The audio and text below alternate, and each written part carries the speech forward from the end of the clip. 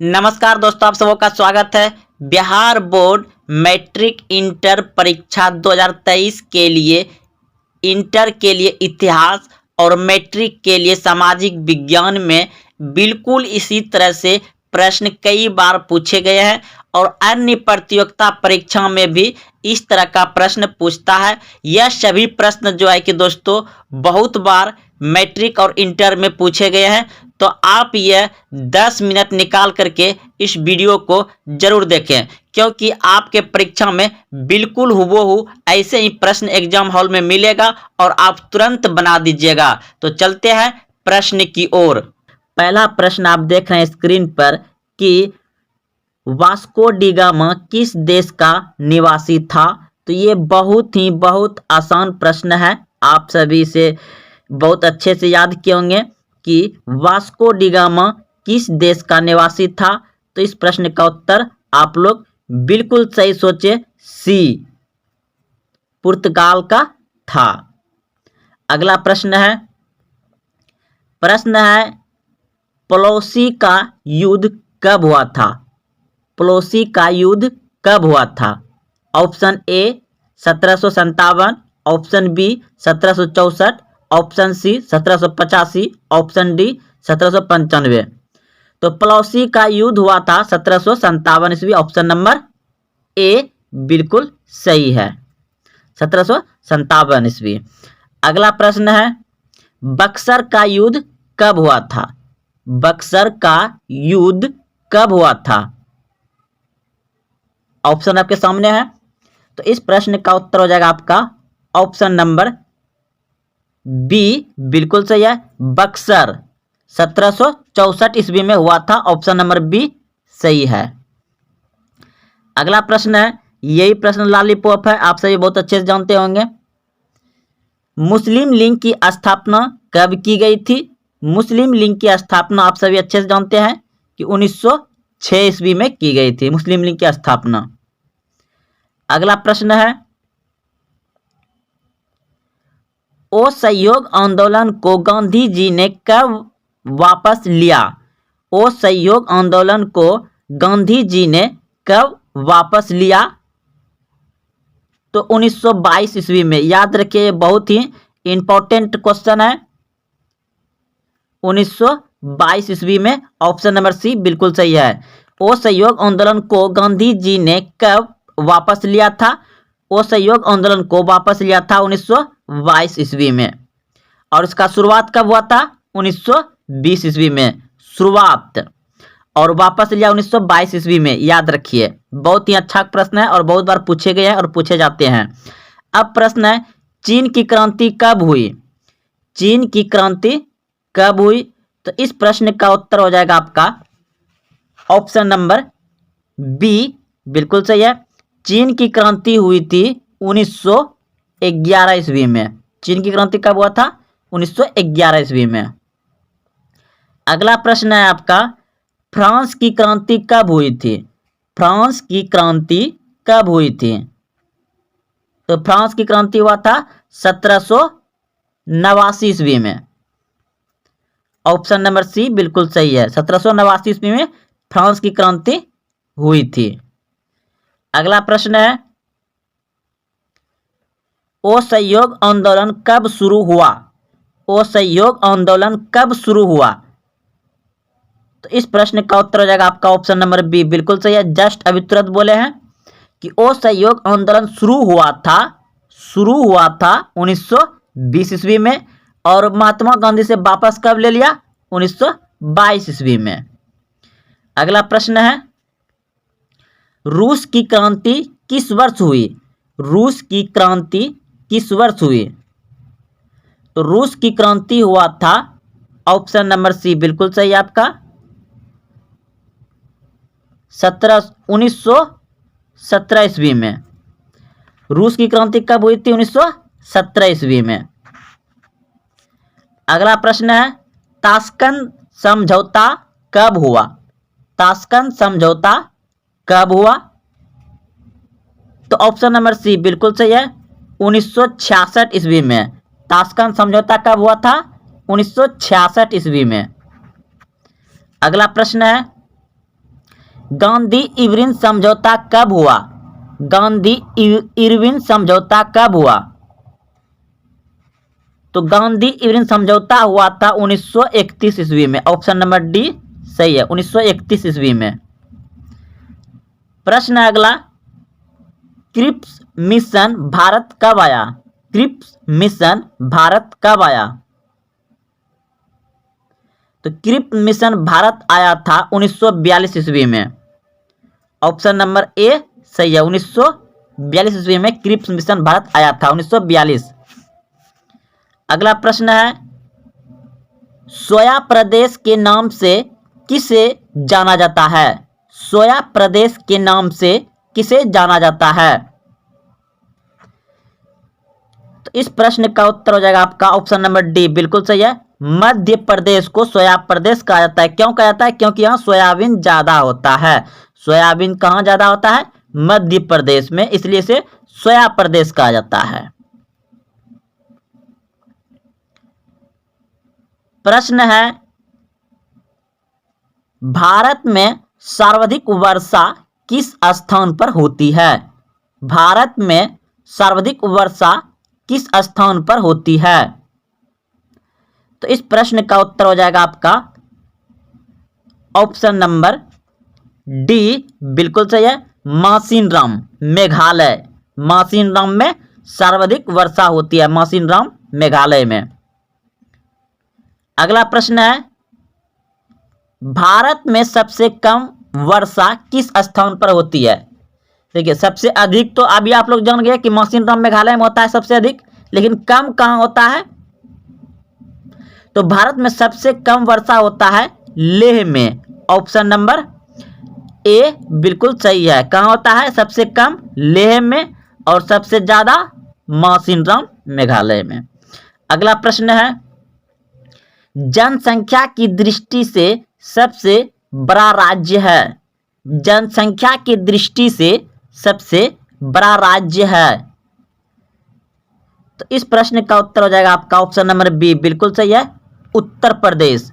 जनसंख्या की दृष्टि से सबसे बड़ा राज्य कौन सा है? उत्तर प्रदेश।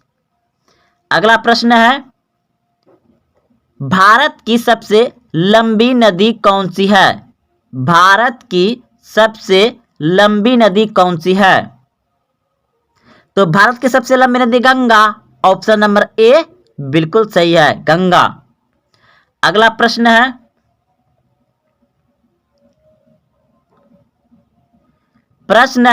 भारत का सबसे बड़ा डेल्टा है? भारत का सबसे बड़ा डेल्टा है? तो इस प्रश्न का उत्तर हो जाएगा आपका ऑप्शन नंबर सी, बिल्कुल सही है, सुंदरबन डेल्टा। सुंदरबन डेल्टा। अगला प्रश्न है,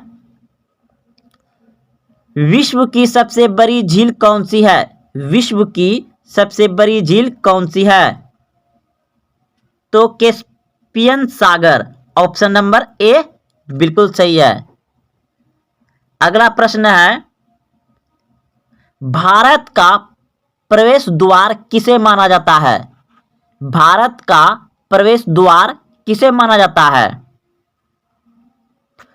ऑप्शन नंबर डी बिल्कुल सही है, मुंबई को भारत का प्रवेश द्वार माना जाता है। प्रश्न है, विश्व की सबसे लंबी पर्वतमाला कौन है? विश्व की सबसे लंबी पर्वतमाला कौन है? तो इस प्रश्न का उत्तर हो जाएगा एंडीज। ऑप्शन नंबर सी सही है। अगला प्रश्न है, विश्व का सबसे ऊंचा पर्वत शिखर कौन है?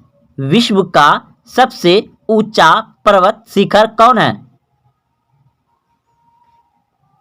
विश्व का सबसे ऊंचा पर्वत शिखर है mount Everest. Mount Everest.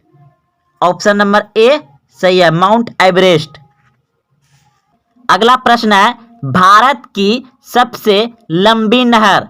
Bharat की सबसे लंबी नहर है Indira Gandhi. Option number D सही है, इंदिरा गांधी। भारत का सबसे छोटा नदी द्वीप उमानंदा किस नदी पर स्थित है?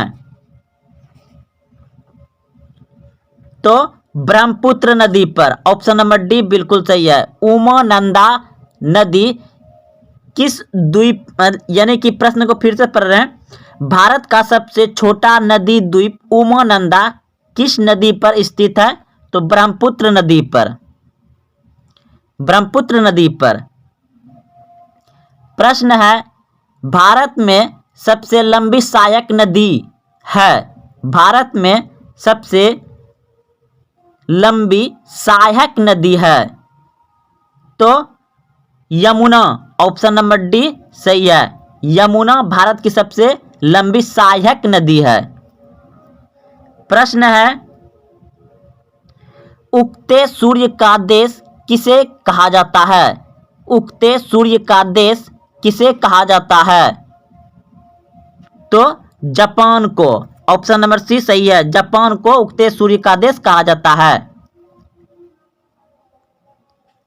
क्षेत्रफल के दृष्टि से सबसे बड़ा राज्य है।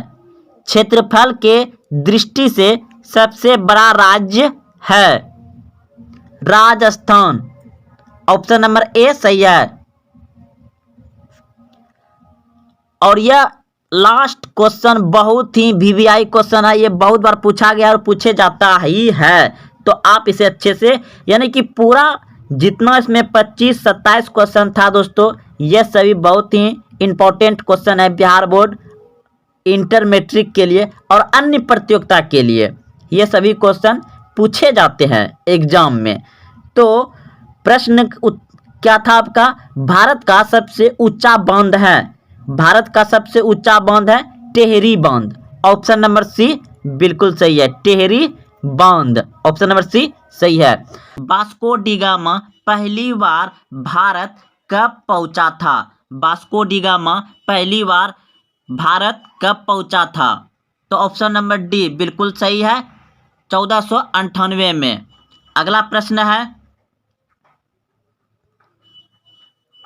तुम मुझे खून दो मैं तुम्हें आज़ादी दूंगा का नारा किसने दिया था? तुम मुझे खून दो मैं तुम्हें आज़ादी दूंगा का नारा किसने दिया था? सुभाष चंद्र बोस। ऑप्शन नंबर सी बिल्कुल सही है। सुभाष चंद्र बोस ने दिया था। दोस्तों यह सही प्रश्न बहुत ही महत्वपूर्ण है। बिहार बोर्ड में कई बार पूछे गए और पूछे जाते हैं, और इस बार प्रश्न जरूर पूछेगा क्योंकि ये 2 साल से नहीं पूछा गया और उससे पहले बहुत बार पूछे गए हैं। तो प्रश्न है, मजदूर दिवस किस तिथि को मनाया जाता है? मजदूर दिवस किस तिथि को मनाया जाता है? तो आपका ऑप्शन नंबर सी बिल्कुल सही है। 1 मई को मजदूर दिवस मनाया जाता है।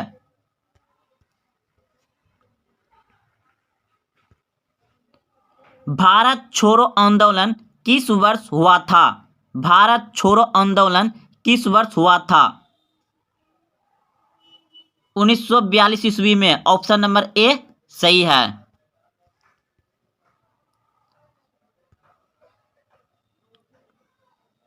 प्रश्न है, मेघालय की राजधानी कहाँ है? मेघालय की राजधानी कहाँ है? शिलोंग। ऑप्शन नंबर ए सही है। प्रश्न है, विश्व भर में अंतर्राष्ट्रीय महिला दिवस किस तिथि को मनाया जाता है? दोस्तों यह प्रश्न जो है कि अब की साल बहुत कम बार पूछा गया है, इसलिए इसे बिहार बोर्ड मैट्रिक सामाजिक विज्ञान 2023 में पूछेगा ही पूछेगा। आप इसे अच्छे से याद रखिए। विश्व भर में अंतर्राष्ट्रीय महिला दिवस किस तिथि को मनाया जाता है? तो 8 मार्च को पूरे विश्व में महिला दिवस मनाया जाता है। कब? 8 मार्च को। ऑप्शन नंबर बी सही है।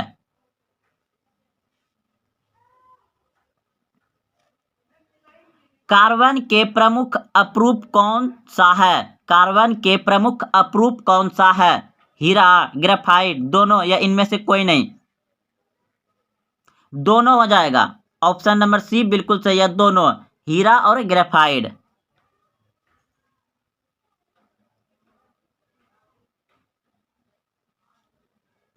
भोपाल गैस त्रासदी में किस गैस का रिसाव हुआ था?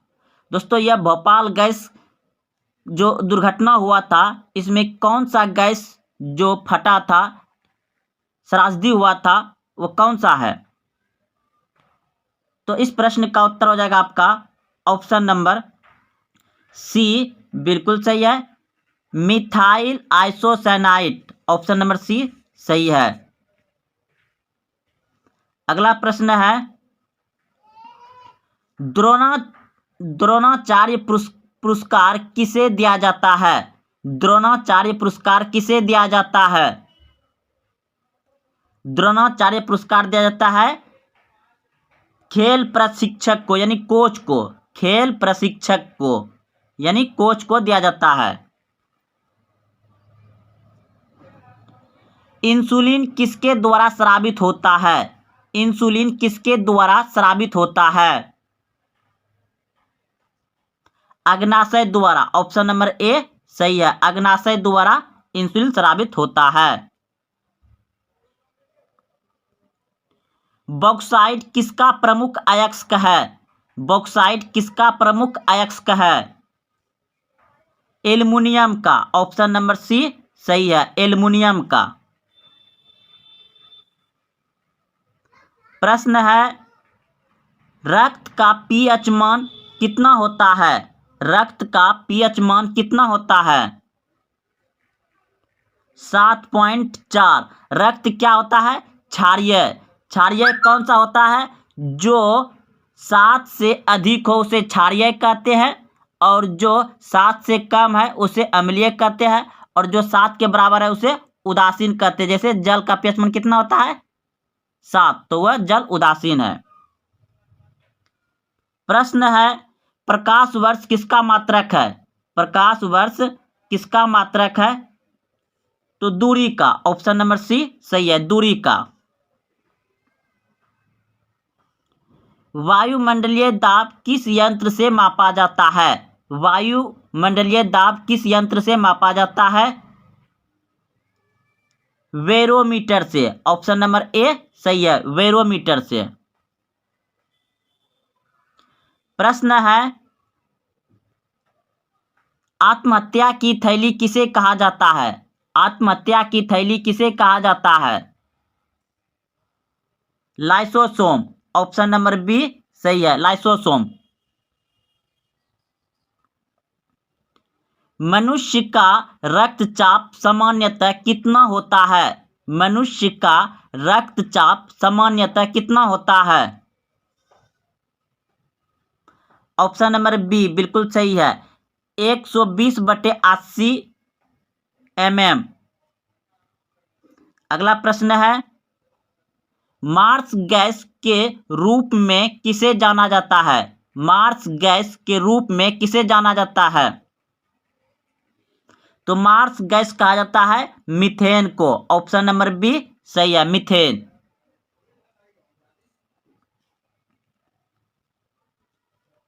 बिहार दिवस कब मनाया जाता है? बिहार दिवस कब मनाया जाता है?